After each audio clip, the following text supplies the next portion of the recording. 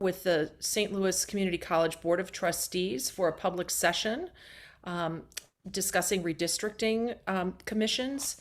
Today, we are starting this meeting. It is 7:03 p.m. Do we have a motion?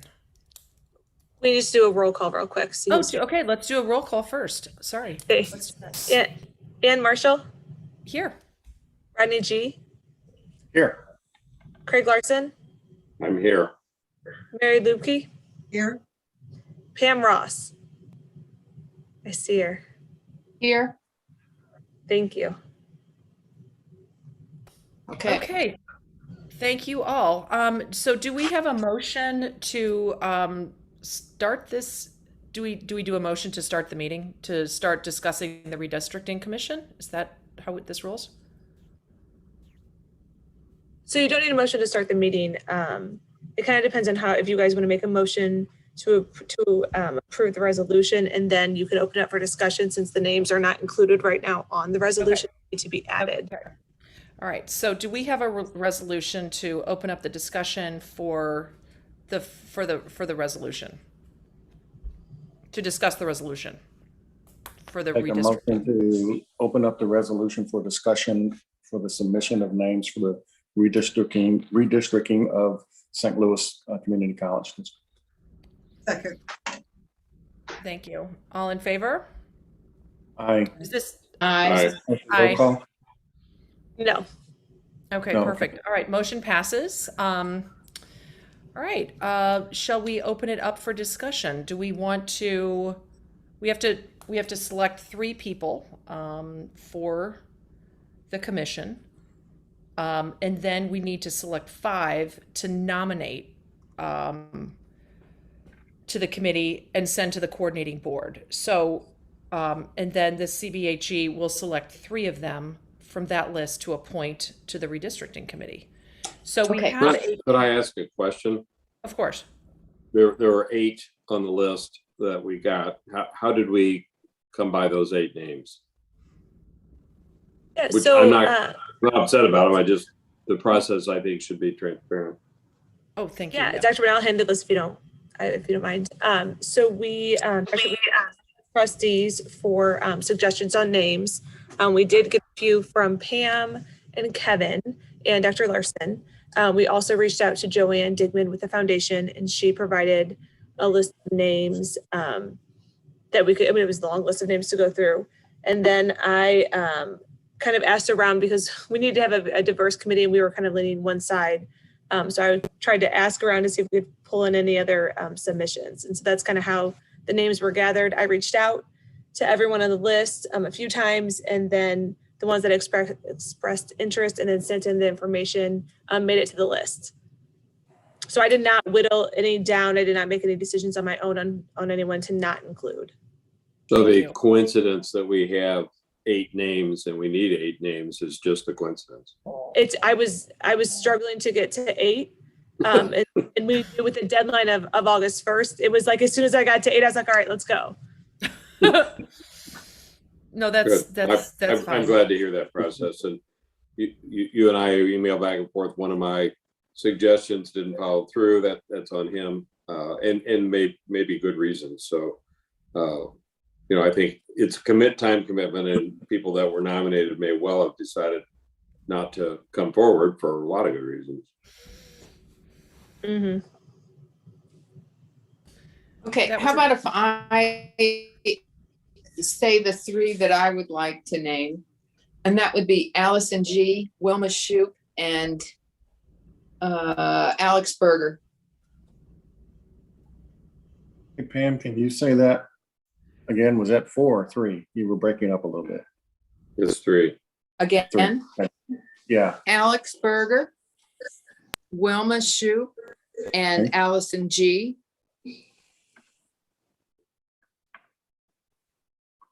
Are those from a diverse part of the attendance area of the city county? Allison lives in the 6th ward in the city. Alex Berger was the mayor of Clayton. And Wilma, I think, lives in Webster. She lives in Frontenac. Okay.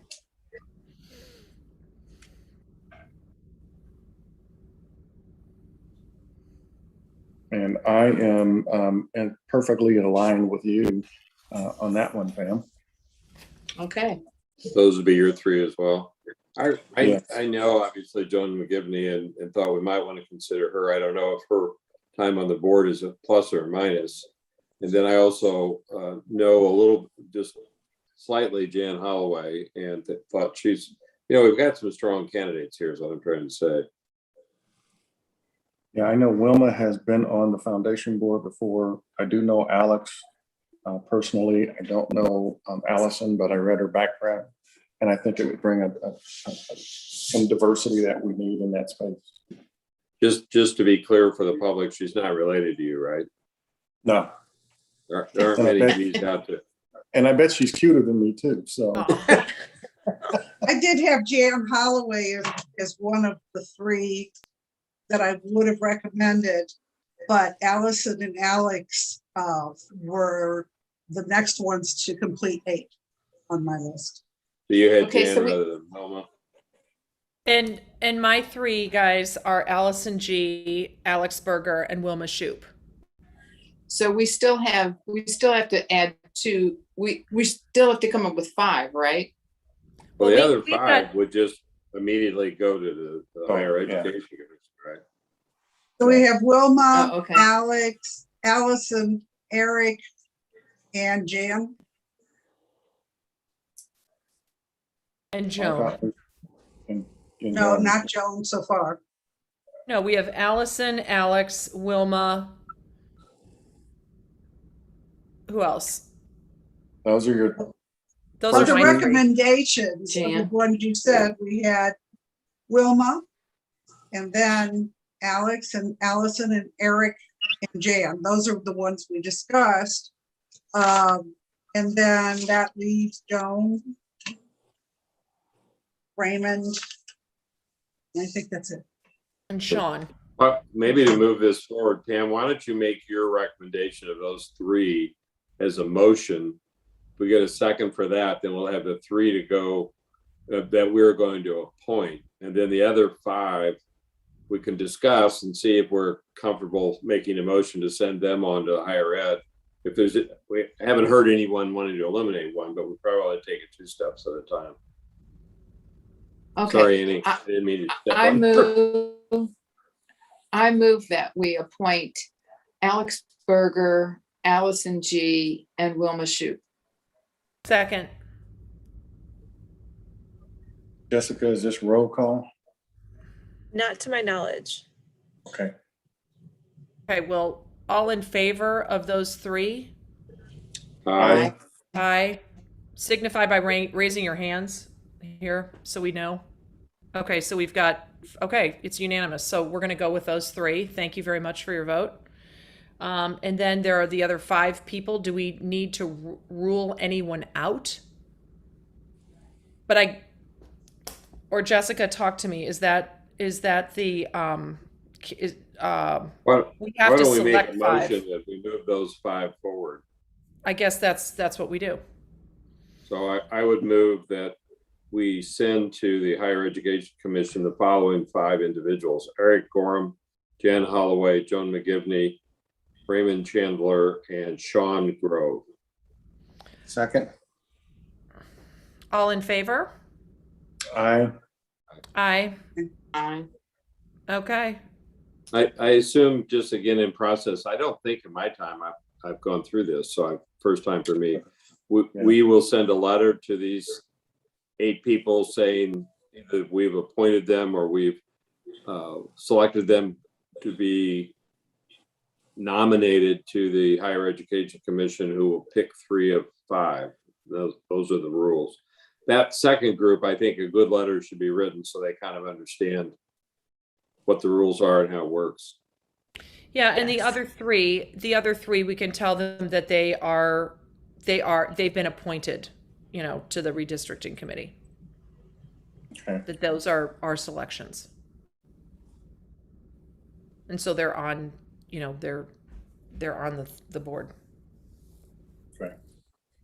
Okay. Kendra, have you ever been involved in this process before? Have we done this in the past and somehow I just didn't know it? I have not. So it's This been is a my- long time since we've redistricted. 10 years, In the last census. right. And I called Okay. and asked the question about what does this redistricting mean? So maybe we could just get a little small overview of what this means. Well, this is the redistricting would be if the lines are if our district lines need to be moved or changed or depending on the census and depending on representation. You know, if there are, so that's what it has to do with. So we have 2 super districts and 3 smaller. We have 4 districts. Yeah. So one of the questions is the super, or the 2 super districts, meaning they have 2 representatives, is that, I mean, is that written in stone somehow? I mean, that, we're not talking about redistricting, maybe making 6 districts or something like that. Or is it wide open? What's the charge to this committee? Jessica, I believe is the charge, is that their charge to make those determinations? Yes, there, I'm trying to read the statute real quick, to see if there's anything that says, I know there can't be more than 6 sub-districts, but I don't know if they absolutely have to keep just the 4. I need to look into that. And Okay. what is the reason for redistricting at all? We do it every 10 Because years the because of the census- census. Yeah, because the- population could move and Shifts. they need to, right. So they might give me a slightly bigger district physically because we've probably lost population in my district because it's most of the city Yeah, and the. somewhere I and remember the hearing. that- population might have shifted south in the city from north.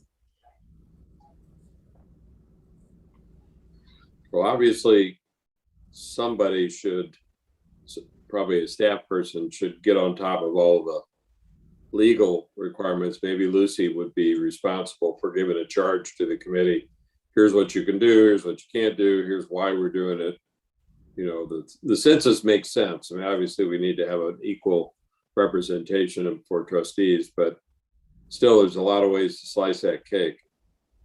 And the way we have it right now, I've always thought was kind of weird, but I didn't know if it was based in something that we had to do or if it's something that just evolved the last time this was done.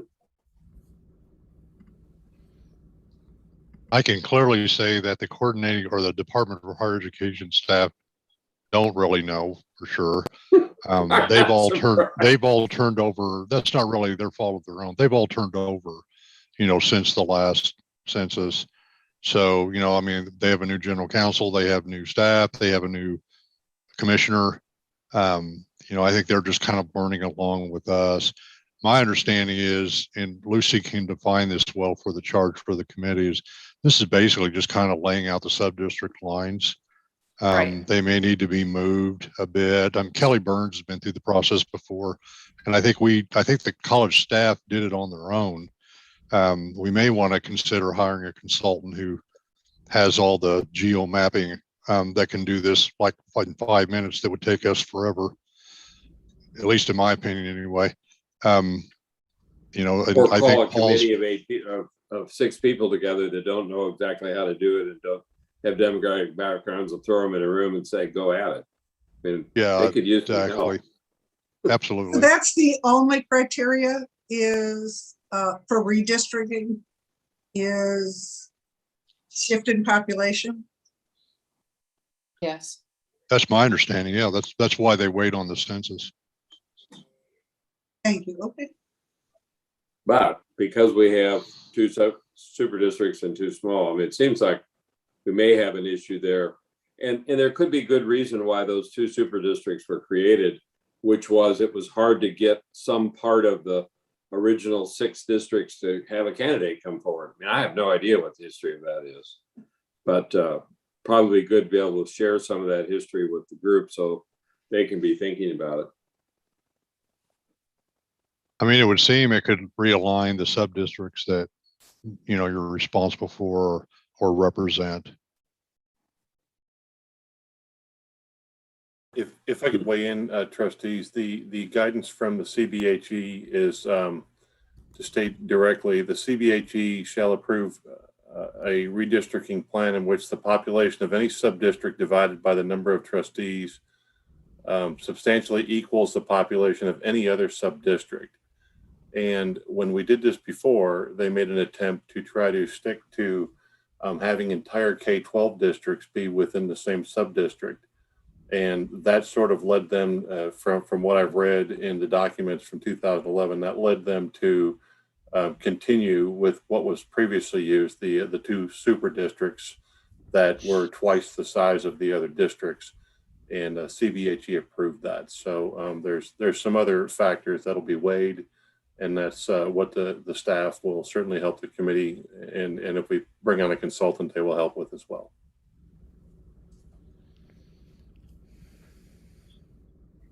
So I'm thinking out loud here.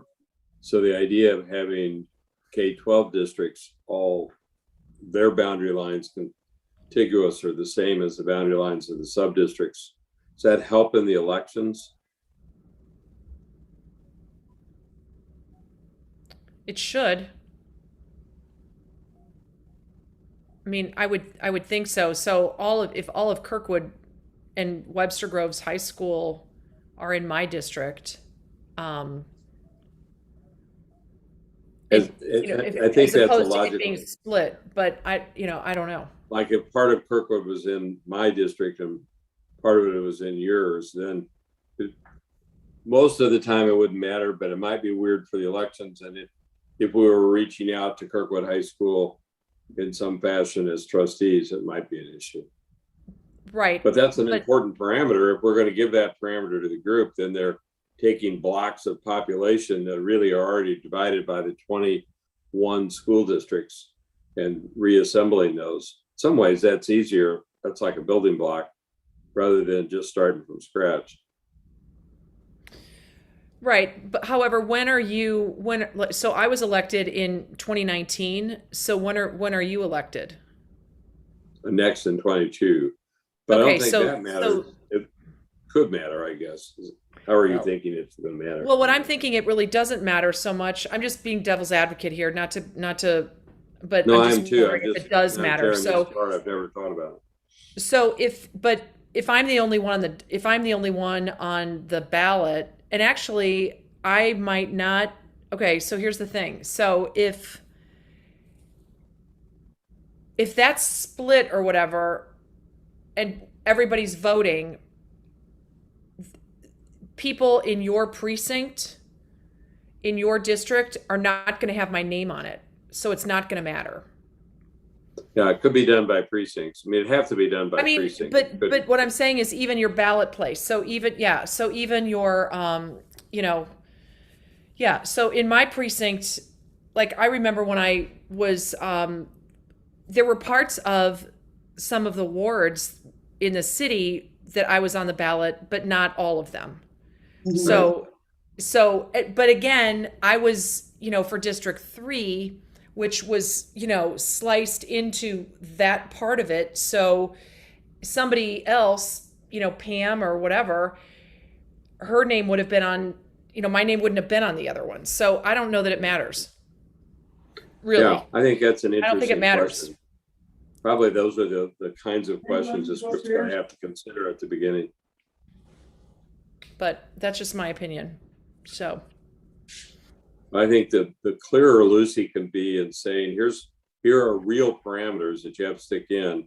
Here's the problem you have to solve. Here are some things that are pretty open-ended and you might consider would really help that group. I think what probably will happen is that my district will encompass more of the city. Because I think the population has moved south.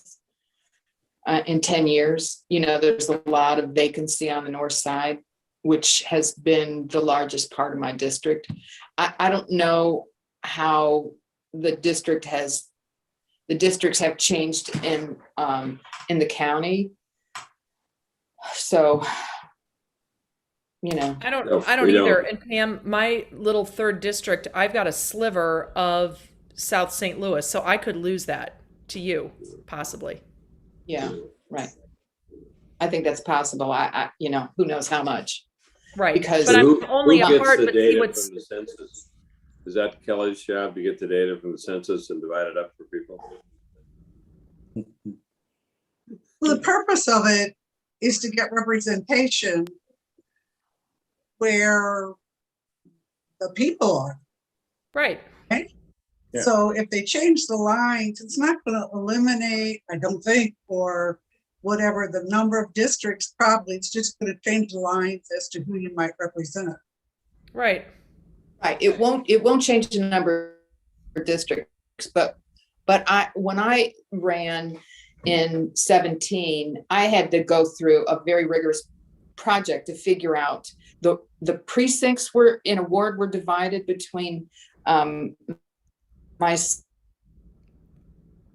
and Annie's district, so it Right. might not be quite as complicated this year or after they redistrict, because they split it in a way that was really, really difficult.